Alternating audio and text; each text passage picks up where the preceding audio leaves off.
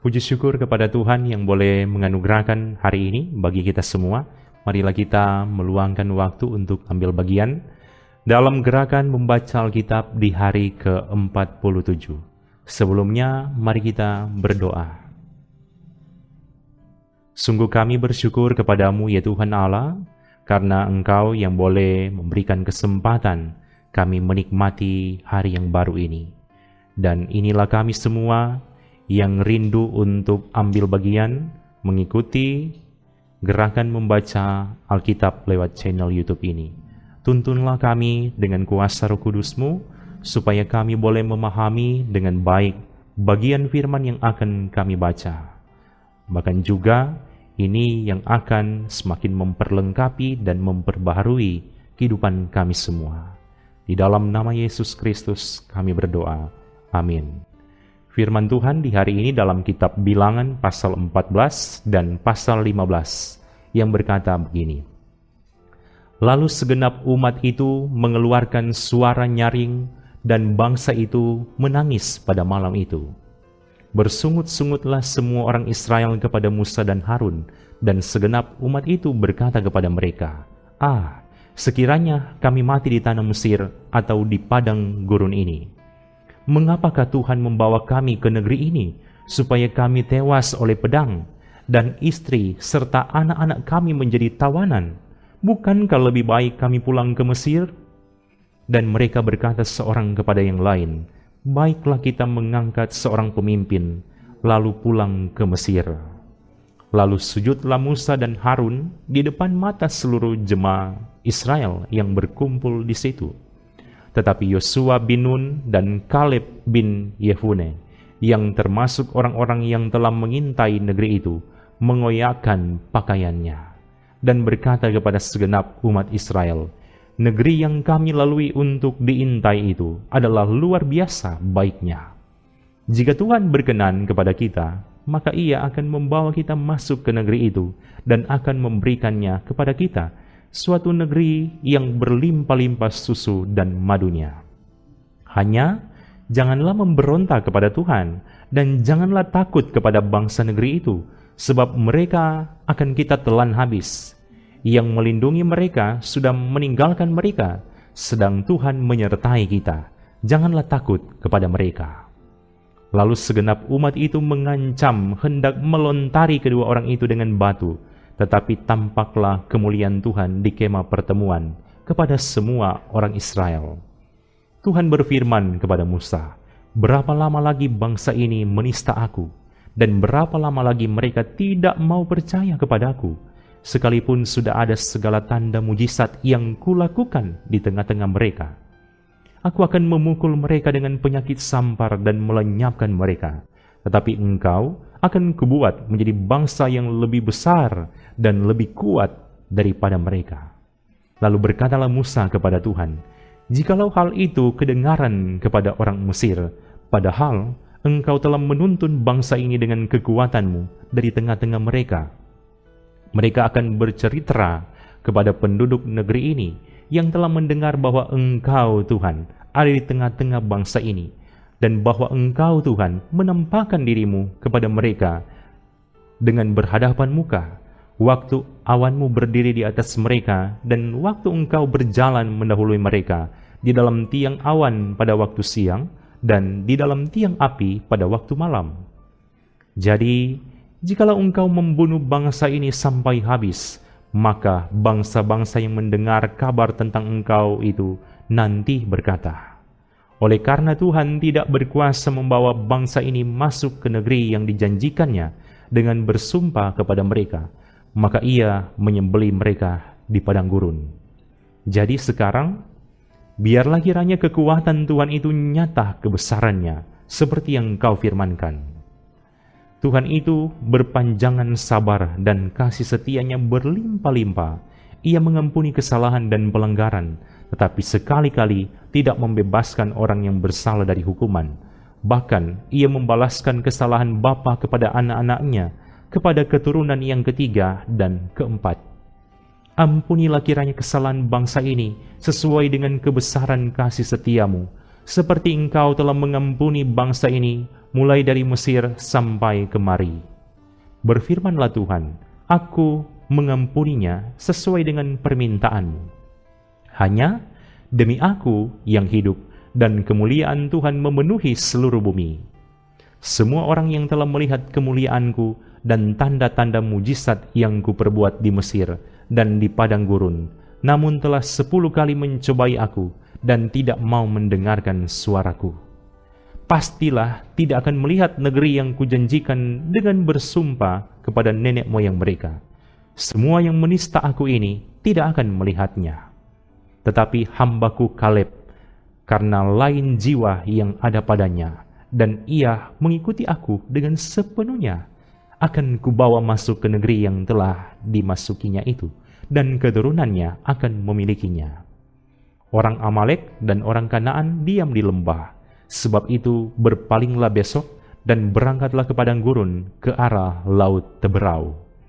Lagi berfirmanlah Tuhan kepada Musa dan Harun, berapa lama lagi umat yang jahat ini akan bersungut-sungut kepadaku? Segala sesuatu yang disungut-sungutkan orang Israel kepadaku telah kudengar. Katakanlah kepada mereka, demi aku yang hidup, demikianlah firman Tuhan, bahwasannya seperti yang kamu katakan di hadapanku, demikianlah akan kulakukan kepadamu. Di padang gurun ini, bangkai-bangkaimu akan berhantaran, yakni semua orang di antara kamu yang dicatat, semua tanpa terkecuali yang berumur 20 tahun ke atas, karena kamu telah bersungut-sungut kepadaku. Bahwasannya kamu ini tidak akan masuk ke negeri yang dengan mengangkat sumpah telah kujanjikan akan kuberi kamu diami, kecuali Kaleb bin Yefune dan Yosua bin Nun. Tentang anak-anakmu yang telah kamu katakan, mereka akan menjadi tawanan, merekalah yang akan kubawa masuk, supaya mereka mengenal negeri yang telah kamu hinakan itu. Tetapi mengenai kamu, bangkai-bangkaimu akan berhantaran di padang gurun ini, dan anak-anakmu akan mengembara sebagai penggembala di padang gurun 40 tahun lamanya, dan akan menanggung akibat ketidaksetiaan, sampai bangkai-bangkaimu habis di padang gurun. Sesuai dengan jumlah hari yang kamu mengintai di negeri itu, yakni 40 hari, 1 hari dihitung 1 tahun. Jadi 40 tahun lamanya kamu harus menanggung akibat kesalahanmu, supaya kamu tahu rasanya jika aku berbalik daripadamu. Aku Tuhan yang berkata demikian. Sesungguhnya aku akan melakukan semuanya itu kepada segenap umat yang jahat ini, yang telah bersepakat melawan aku. Di padang gurun ini mereka akan habis, dan disinilah mereka akan mati. Adapun orang-orang yang telah disuruh Musa untuk mengintai negeri itu, yang sudah pulang dan menyebabkan segenap umat itu bersungut-sungut kepada Musa dengan menyampaikan kabar busuk tentang negeri itu. Orang-orang itu mati kena tulah di hadapan Tuhan. Tetapi yang tinggal hidup dari orang-orang yang telah pergi mengintai negeri itu hanyalah Yosua bin Nun dan Kaleb bin Yefune. Setelah Musa menyampaikan perkataan ini kepada semua orang Israel, maka berkabunglah bangsa itu dengan sangat. Dan keesokan harinya, bangunlah mereka pagi-pagi hendak naik ke puncak gunung sambil berkata, sekarang kita hendak maju ke negeri yang difirmankan Tuhan itu. Memang kita telah berbuat dosa. Tetapi kata Musa, mengapakah kamu hendak melanggar titah Tuhan? Hal itu tidak akan berhasil. Janganlah maju, sebab Tuhan tidak ada di tengah-tengahmu, supaya jangan kamu dikalahkan oleh musuhmu. Sebab orang Amalek dan orang Kanaan ada di sana di depanmu, dan kamu akan tewas oleh pedang. Dari sebab kamu berbalik membelakangi Tuhan, maka Tuhan tidak akan menyertai kamu. Meskipun demikian, mereka nekat naik ke puncak gunung itu, tetapi tabut perjanjian Tuhan dan Musa juga tidaklah meninggalkan tempat perkemahan. Lalu turunlah orang Amalek dan orang Kanaan yang mendiami pegunungan itu dan menyerang mereka. Kemudian orang-orang itu mencerai beraikan mereka sampai ke Horma. Tuhan berfirman kepada Musa, "Berbicaralah kepada orang Israel dan katakanlah kepada mereka, apabila kamu masuk ke negeri yang akan kuberikan kepadamu menjadi tempat kediamanmu, dan kamu hendak mempersembahkan korban api-apian bagi Tuhan dari lembu sapi atau kambing domba, baik korban bakaran atau korban sembelihan, baik untuk membayar suatu nasar khusus atau sebagai persembahan sukarela atau pada waktu perayaan-perayaanmu, dan dengan demikian menyediakan bau yang menyenangkan bagi Tuhan. Maka orang yang mempersembahkan persembahannya itu kepada Tuhan haruslah mempersembahkan sebagai korban sajian 1/10 eva tepung yang terbaik, diolah dengan 1/4 hin minyak. Dan beserta korban bakaran atau korban sembelihan itu, engkau harus juga mempersembahkan 1/4 hin anggur sebagai korban curahan untuk setiap ekor domba yang dipersembahkan. Tetapi jikalau persembahanmu itu seekor domba jantan, engkau harus mempersembahkan sebagai korban sajian 2/10 eva tepung yang terbaik, diolah dengan 1/3 hin minyak. Dan sebagai korban curahan, haruslah kau persembahkan 1/3 hin anggur, menjadi bau yang menyenangkan bagi Tuhan. Dan apabila engkau mengolah seekor lembu sebagai korban bakaran atau sebagai korban sembelihan, baik untuk membayar suatu nasar khusus maupun sebagai korban keselamatan bagi Tuhan, maka beserta lembu itu haruslah dipersembahkan sebagai korban sajian 3/10 eva tepung yang terbaik, diolah dengan 1/2 hin minyak. Dan sebagai korban curahan haruslah kau persembahkan 1/2 hin anggur. Itulah korban api-apian yang baunya menyenangkan bagi Tuhan. Demikianlah harus diperbuat untuk setiap ekor lembu, dan untuk setiap ekor domba jantan, dan untuk setiap ekor domba atau kambing. Berapapun jumlah hewan yang kamu olah, untuk setiap hewan itu harus kamu perbuat demikian juga. Setiap orang Israel asli haruslah berbuat demikian apabila ia mempersembahkan korban api-apian yang baunya menyenangkan bagi Tuhan. Dan apabila seorang asing telah menetap padamu, atau seorang lain yang tinggal di antara kamu atau di antara keturunanmu kelak, hendak mempersembahkan korban api-apian yang baunya menyenangkan bagi Tuhan, maka seperti yang kamu perbuat, demikianlah harus diperbuatnya. Mengenai jemaah itu, haruslah ada satu ketetapan bagi kamu dan bagi orang asing yang tinggal padamu. Itulah suatu ketetapan untuk selama-lamanya bagi kamu turun-temurun. Kamu dan orang asing haruslah sama di hadapan Tuhan. Satu hukum dan satu peraturan berlaku bagi kamu dan bagi orang asing yang tinggal padamu. Lagi berfirmanlah Tuhan kepada Musa, "Berbicaralah kepada orang Israel dan katakanlah kepada mereka, apabila kamu masuk ke negeri kemana kamu akan kubawa, maka apabila kamu makan roti hasil negeri itu, haruslah kamu mempersembahkan persembahan khusus bagi Tuhan. Tepung jelaimu yang mula-mula haruslah kamu persembahkan sebagai persembahan khusus berupa roti bundar, sama seperti persembahan khusus dari hasil tempat pengirikanmu. Demikianlah harus kamu mempersembahkannya. Dari tepung jelaimu yang mula-mula haruslah kamu menyerahkan persembahan khusus kepada Tuhan turun-temurun.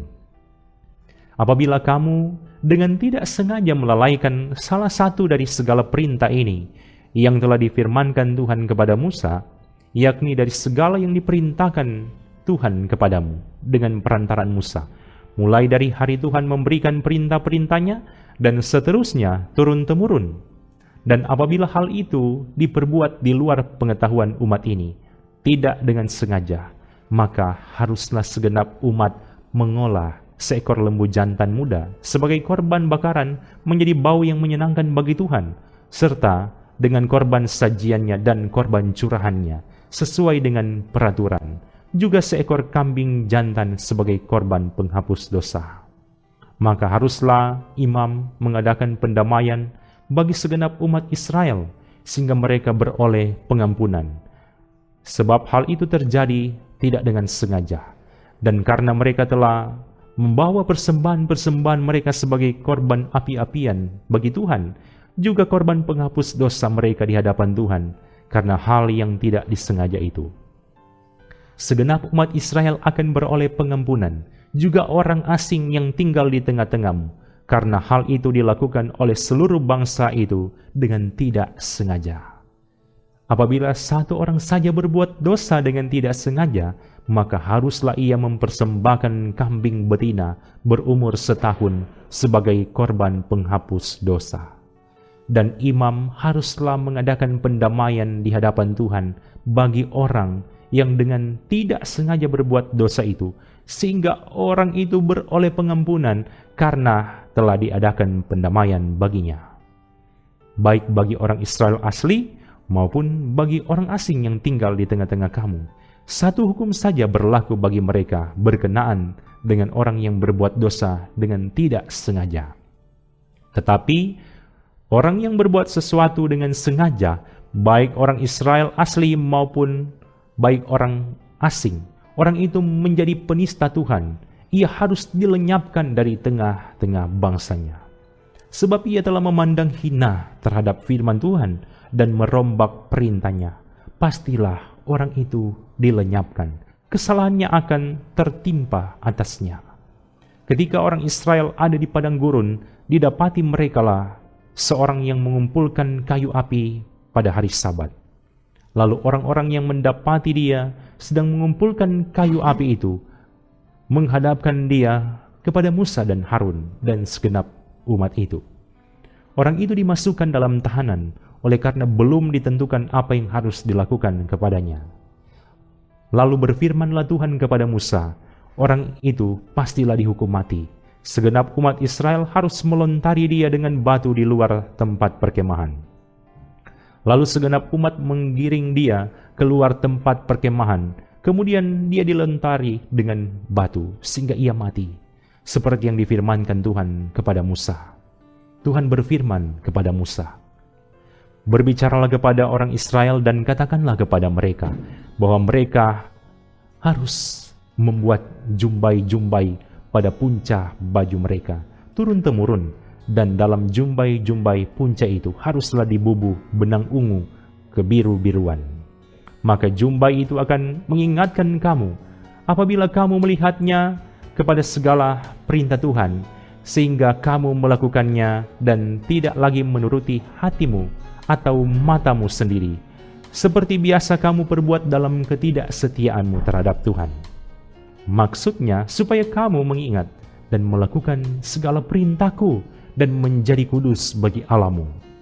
Akulah Tuhan Allahmu yang telah membawa kamu keluar dari tanah Mesir, supaya aku menjadi Allah bagimu. Akulah Tuhan Allahmu." Demikianlah pembacaan di hari ini. Tuhan Yesus kiranya memberkati kita semua yang boleh meluangkan waktu ambil bagian dalam gerakan membaca Alkitab di hari ini. Shalom.